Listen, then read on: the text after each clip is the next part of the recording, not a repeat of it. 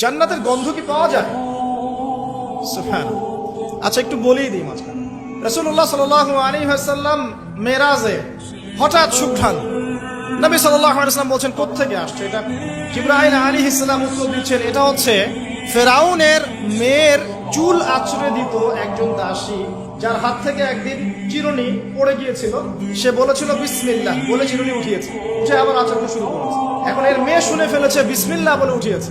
সেই মেয়ে ফেরাউনকে বলল যে আপনাকে বাদ দিয়ে এই দাসী আরেকজনকে ইলাহ মানছে। তখন সেই দাসীকে গ্রেপ্তার করা হলো। তুমি কার উপাসনা করছো, কার ইবাদত করছো? সে দাসী বলছে আমি এক আল্লাহর ইবাদত করি। কে আল্লাহ? যে আল্লাহ আমাকে সৃষ্টি করেছেন, যে আল্লাহ আমার রব, যে আল্লাহ আপনারও রব। ফেরাউনকে মুখের উপর বলে দিল। এবার ফেরাউন তাকে ধরে বলছে ফিরে আসো তোমার মতাদর্শ থেকে, না হলে তোমাকে জীবন্ত আগুনে পুড়িয়ে মার। বলছে আগুনে পুড়িয়ে মার। তো সে ফিরে আসে না। তখন ফেরাউন দেখলো তার সন্তান সন্ততি আছে কিনা। সন্তানরা আমাদের সফট কর্নার না, সন্তানকে ডেকে আনা, দুইটা বাচ্চা, দুইটা কি তিনটা বাচ্চা। বলছে ফিরে আসো, আমাকে ইলাহ বলে স্বীকার করো, না হলে তোমার সন্তানদেরকে আগুনে ফেলে দিবে। সেই মহিলা বলছে আমার তো মাত্র 3টা সন্তান, আমার যদি এর চাইতেও বেশি সন্তান থাকতো তারপর আমি ফিরে আসতাম না। একে একে মায়ের চোখের সামনে এক এক করে বাচ্চাদেরকে জীবন্ত আগুনে পুড়িয়ে ফেলা হলো। শেষমেশ সেই মেয়েটাকেও, সেই দাসীকেও জীবন্ত আগুনে পুড়িয়ে দেওয়া হলো। নবী সাল্লাল্লাহু আলাইহি ওয়াসাল্লামকে জিবরাইল আলাইহিস সালাম বলছেন ওই যে ফেরাউনের দাসী, অনেকে বলেছে তার নাম আসিয়া, এই নামটা কোরআনে নাই। নবীজি পেলেন তো? অন্য কোন নবী পেয়েছেন? অন্য কোন নবীর ক্ষেত্রে এটা দলিল পাওয়া যাচ্ছে না, কিন্তু নবী সাল্লাল্লাহু আলাইহি ওয়াসাল্লামের ক্ষেত্রে দলিল পাওয়া যাচ্ছে। আচ্ছা, এটা গেল নবীর কথা। এই ঘটনা ঘটেছে মূসা আলাইহিস সালামের যুগে, আর নবী সাল্লাল্লাহু আলাইহি ওয়াসাল্লাম ঘ্রাণ পাচ্ছেন মেরাজে। চিন্তা করতে পারেন কত বছর আগে ঘটনা ঘটেছে, আমরা জানতামই না। কিন্তু মেরাজে নবী সাল্লাল্লাহু আলাইহি ওয়াসাল্লামের কাছে সুঘ্রাণটা না আসতো। সুবহানাল্লাহ। এরপর কি? এটা তো নবীর ক্ষেত্রে গেল। সাহাবীদের ক্ষেত্রে কি হয়েছে? একজন সাহাবী যার নাম আনাস বিন নজর। কি নাম? আনাস বিন নজর। নামগুলো মনে রাখবেন। উহুদের মাঠে বিশাল যুদ্ধ হচ্ছে। আমরা জানি যুদ্ধের মধ্যে প্রথম দিকে মুসলিমরা প্রায় জয়লাভ করেই ফেলেছিল, কিন্তু একটা ভুল, অনলি একটা ভুল। কি ভুল? ওই জাবাল রুমার মধ্যে 50 জন তীরন্দাজ সাহাবীকে রেখে দেওয়া হয়েছে। নবীজি বলেছিলেন আমরা যদি মরেও যাই, আমাদের গায়ের গোশত যদি পাখি এসে খাওয়া শুরু করে, তোমরা নামবে না এখান থেকে। কমান্ড হচ্ছে একজন নেতার আনুগত্য। কমান্ড, নেতার আনুগত্য কত বড় জিনিস দেখেন। যখন যুদ্ধ শুরু হয়ে গেল, হামজা রাদিয়াল্লাহু আনহু সহ অন্যান্য সাহাবীরা বীর বিক্রমে যুদ্ধ করলেন। অল্প কিছু সময়ের মধ্যেই কাফেররা পালানো শুরু করে। যখন মুসলিমরা বীর দর্পে যুদ্ধ করে, কাফেররা পালিয়ে যায় না? যায় না? মুসলিমরা সবাই ঐক্যবদ্ধ যদি হতে পারত, কোনো কাফেরের শক্তি ছিল না কি ইসলামের দিকে চোখ তুলে দেখা। আমরা যে বিভক্ত, আমরা বিভক্ত, আপোষে বিভক্ত, বিভিন্ন দলে মতাদর্শে বিভক্ত। আমাদের শক্তি কমে গেছে, হাওয়া বেরিয়ে গেছে। আমাদের যুবকরা এখন পর্নোগ্রাফি, এই গার্লফ্রেন্ড বয়ফ্রেন্ড কালচার, এই মাদক, এই জুয়া, এই জেনার পিছনে ছুটছে। আমরা নামাজ ছেড়ে দিচ্ছি, কোরআন ছেড়ে দিচ্ছি, মা বোনরা পর্দা ছেড়ে দিচ্ছেন। এই জাতি কি বিজয় লাভ করবে নাকি? আগে এই জায়গায় ঠিক করতে হবে, তারপর বিজয় আসবে ইনশাআল্লাহ। বিজয় যে আসবে এ বিষয়ে কোনো সন্দেহ আছে? কোনো সন্দেহ নাই। আমরা না পড়লে আল্লাহ পাক অন্য জেনারেশনকে নিয়ে আসবে। ওই জেনারেশন না পড়লে তার পরের জেনারেশন পারবে। তারাও যদি না পারে, আমাদের দ্বারা যদি কোনো কাজই না হয়, আল্লাহ পাক অমুসলিমদেরকে হেদায়েত দিয়ে ইসলামে নিয়ে আসবেন, তাদের হাত দিয়ে বিজয় দিবেন। পৃথিবী সভ্যতা শুরু হয়েছিল একজন নবী দ্বারা, ইসলাম দ্বারা। সভ্যতা শেষও হবে ইনশাআল্লাহ তাআলা একজন নবী দ্বারা। সেই নবীর নাম কি? নবী ঈসা ইবনে মারইয়াম। মারা গেছেন না জীবিত আছেন? বহু মানুষ বিশ্বাস করে তিনি মারা গেছেন। আমরা কি বিশ্বাস করব? আল্লাহ পাক বলছেন ওয়ামা কাতালুহু ওয়ামা সালাবুহু, তারা ঈসা ইবনে মারইয়ামকে হত্যাও করে নাই, ক্রুশবিদ্ধও করে নাই। বাল রাফাআহু আল্লাহু ইলাইহি, বরং আল্লাহ তাকে তার কাছে উঠিয়ে নিয়েছেন। তিনি কোথায় আসবেন? তিনি আসবেন সিরিয়ায়। কোথায়? এই যুদ্ধ চলছে না, সিরিয়া দেখেন নাই? আর এখানে লক্ষ লক্ষ মানুষকে মারা হয়েছে, মা বোনদের ইজ্জত নেওয়া হয়েছে, বাচ্চাদেরকে হত্যা করা হয়েছে। এগুলো ইস্যু নিয়ে একটা টু শব্দ করার মতো সৎসাহস হয় নাই। যে ইস্যুগুলো নিয়ে কথা বললে কোনো বাধা বিপত্তি আসে না, সেগুলো নিয়ে ফেসবুক গরম করতে খুব ভালো লাগে। কথা বোঝেন নাই? এই যে কয়েকদিন আগে যে হ্যালোইন একটা উৎসব হয়ে গেছে না, আরবদের নাকের টকে আরবরাও করেছে না, একটা টু শব্দ করার সাহস হয়। টু শব্দ করলে সমস্যা, সাপোর্টটা কমে যাবে। তো তারপরে 2013 থেকে 22 পর্যন্ত ইয়েমেনের প্রায় 3.5 লক্ষ মানুষকে হত্যা করা হয়েছে, যার মধ্যে 60% হচ্ছে শিশু। এই ইস্যু নিয়ে একটা কথা বলার মতো সাহস ভূমিকার হয়নি। আর কি অসংখ্য ইস্যু আছে পুরো মুসলিম বিশ্বে, যেখানে তাকাবেন সত্যিকারের মুসলিমরা আজকে নির্যাতিত, নিপীড়িত। অর্থনৈতিকভাবে হোক, সামাজিকভাবে হোক, আপনার পারিবারিকভাবে হোক, ধর্মীয়ভাবে হোক, বিভিন্নভাবে তাদেরকে হ্যারাস করা হয়েছে। এই মাজলুমদের পক্ষে কথা বলার মতো সৎসাহস হয়। কোন ইস্যুগুলো নিয়ে কথা বলতে পছন্দ হয়? ছোটখাটো যেগুলো নিয়ে কথা বললে মজা পাওয়া যায়। দুইজন লাইন কমেন্ট করা যায়, কাউকে অপদস্থ করা যায়, কারো ইজ্জত ধুয়ে দেওয়া যায়। বাস্তবতা কি জানেন? বাস্তবতা হচ্ছে আল্লাহ রাব্বুল আলামিন যখন কাউকে কবুল করে নেন, সারা দুনিয়া মিলেও তার কোনো কবুল করতে পারে না। আরেকটা বড় কথা বলি, মানুষের একটা কথা আছে যে স্পিরিচুয়াল প্রেজেন্স, মানে আধ্যাত্মিক উপস্থিতি বলে একটা কথা আছে। মানুষের ব্যক্তিগত প্রেজেন্সের চাইতে স্পিরিচুয়াল প্রেজেন্সটা অনেক বেশি ইম্পর্টেন্ট।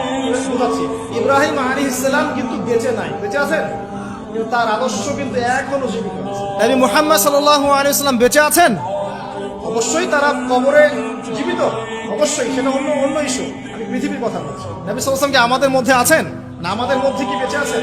তার আদর্শ কিন্তু মরে যায়।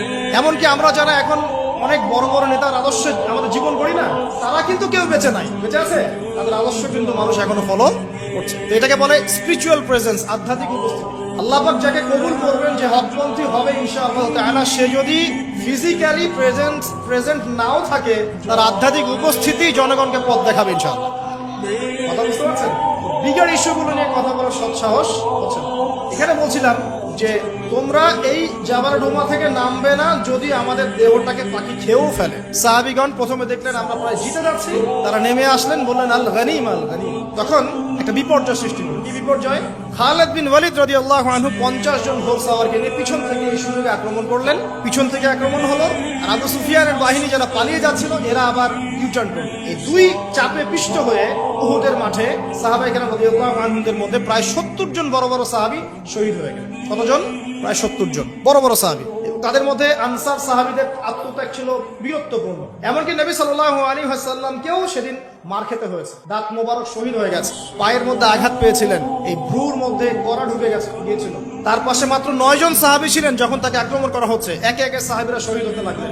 তালহা রাদিয়াল্লাহু আনহুর কথা বলা যায়, তিনি নবীজিকে নিজে ঘাড়ে করে নিয়ে উহুদ পাহাড়ে পৌঁছে দিয়েছেন, এত শক্তি ছিল তার গায়ে। আমাদের যুব সমাজ কি শিক্ষা নেবে এখান থেকে? এভাবে মাদকের সাথে লাইফ লিড করলে তো হবে না। এভাবে যদি জেনা করলে তো আপনি ফিজিক্যালি স্ট্রং থাকতে পারবেন না, মানসিকভাবে স্ট্রং থাকতে পারবেন না। পর্নোগ্রাফিতে আসক্ত হলে তো আপনার শরীরে এনার্জি থাকবে না। জুয়া খেললে তো ওই রকম সাহাবীদের মতো আদর্শমান হওয়া যাবে না। নামাজ না পড়লে তো আপনার ভিতরে আধ্যাত্মিক শক্তি আসবে না। তো আমাদের যুব সমাজকে এখান থেকে শিক্ষা নিতে হবে। আল্লাহ পাক তৌফিক এনায়েত করুন। এখন সাহাবী উঠিয়ে নিয়ে গেছেন। নবী সাল্লাল্লাহু আলাইহি ওয়াসাল্লাম বলেছেন, তোমরা যদি কেউ জীবন্ত কোনো শহীদকে দেখতে চাও তাহলে তালহাকে দেখো। তার শরীরে প্রায় 60 থেকে 70টা দাগ ছিল, তারপরে তিনি শহীদ হন নাই সেদিন। আল্লাহ পাক তাকে হেফাজত করেছেন। তিনি বলছিলেন, আমি যখন যুদ্ধ করছিলাম, আর রাহিকুল মাকতুম বইয়ের মধ্যে আছে, আল্লাহ পাক তখন তাকে এত সাকিনা প্রশান্তি দিয়েছেন যে ঘুমে তার চোখ দিয়ে মানে শান্তির ঘুম চলে আসছিল। তিনি বলছেন, দুইবার আমার হাত থেকে তরোয়াল পড়ে গেছে ঘুমের চোটে। চিন্তা করতে পারেন, যুদ্ধ হচ্ছে, আল্লাহ পাক তাকে শান্তির ঘুম দিয়ে দিচ্ছেন চোখের মধ্যে। দুইবার অস্ত্র মানে তরোয়াল পড়ে যাচ্ছে হাত থেকে ঘুমের চোটে। তিনি শেষমেশ শহীদ হন নাই। নবী সাল্লাল্লাহু আলাইহি ওয়াসাল্লামকে ঘাড়ে নিয়ে উঠেছেন উহুদ পাহাড়ের উপরে।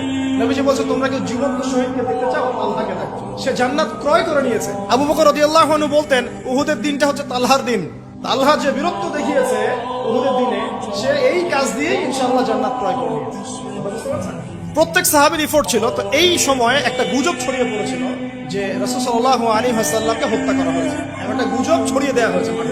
এখন অনেক সাহাবী তরোয়াল নিয়ে বসে পড়েছে যে নবী যদি বেঁচে না থাকেন তাহলে আমরা যুদ্ধ করে দিব, এরকম চিন্তা। তখন এই আনাস বিন নাদর রাদিয়াল্লাহু আনহু তিনি ঘোড়া নিয়ে ছুটছেন। পাশে দেখা হয়েছে সাদ বিন মুয়াজ রাদিয়াল্লাহু আনহুর সাথে। কার সাথে? সাদ বিন মুয়াজ, আনসার সাহাবী, বিখ্যাত সাহাবী, যার জানাজার নামাজে নবী সাল্লাল্লাহু আলাইহি ওয়াসাল্লাম বলেছেন যে 70,000 ফেরেশতা জানাজার নামাজে উপস্থিত ছিল। কোন সাহাবী? সাদ বিন মুয়াজ। মনে রাখবেন এগুলো।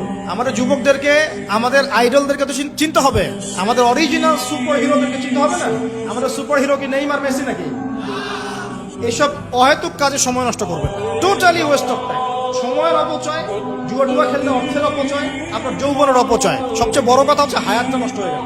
হায়াত নষ্ট হয়ে গেল। হ্যাঁ, খেলবেন, আমি তো খেলার পক্ষে নাকি, খেলবেন যে খেলাতে আপনার ফিজিক্যাল উপকার আছে, ফরজ ওয়াজিব তরফ হচ্ছে না। খেলতে গিয়েছেন, নামাজ মিস হলে খেলা চলবে না। ফিজিক্যাল স্ট্রাকচার ঠিক রাখার জন্য, স্ট্যামিনার বাড়ানোর জন্য, ফিজিক্যালি ফিট থাকার জন্য আপনি কায়িক খেলা কিছু খেলতে পারেন।